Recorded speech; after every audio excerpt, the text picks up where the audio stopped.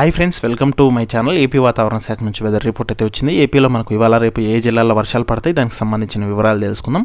వీడియోని లాస్ట్ వరకు అయితే చూడండి. వీడియోలోని ఇన్ఫర్మేషన్ నచ్చితే ఛానల్ని సబ్స్క్రైబ్ అయితే చేసుకోండి. వీడియో యూస్ఫుల్ అనిపిస్తే మీ ఫ్రెండ్స్ అండ్ ఫ్యామిలీ మెంబర్స్కి మన వీడియోస్ని షేర్ చేసి నాకు సపోర్ట్ చేయండి. వీడియోస్ చూస్తున్నారు కానీ లైక్ చేయట్లేదు. మీరు ఎన్ని లైక్స్ చేస్తే నాకు అంత సపోర్టివ్గా ఉంటుంది. వీడియో కూడా ఎక్కువ మందికి చేరుతుంది. వీడియోలోని ఇన్ఫర్మేషన్ ఎక్కువ మందికి తెలుస్తుంది. అలాగే వీడియోని హైప్ అయితే ఇవ్వండి. ఇక లేట్ చేయకుండా టాపిక్లోకి వెళ్ళిపోదాం. ఏపీలో ఇవాళ రేపు పలు ప్రాంతాల్లో పిడుగులతో కూడిన మోస్తరు వర్షాలు కురిసే అవకాశం ఉన్నట్లు వాతావరణ శాఖ అయితే తెలిపింది.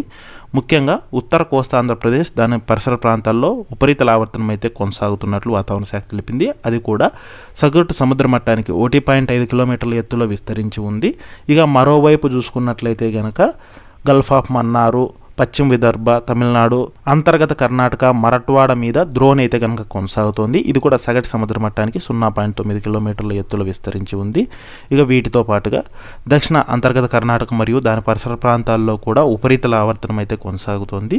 ఇక వీటి ఫలితంగానే ఏపీలో అయితే కనుక పలు ప్రాంతాల్లో పిడుగులతో కూడిన వర్షాలు పడతాయని వాతావరణ శాఖ తెలిపింది.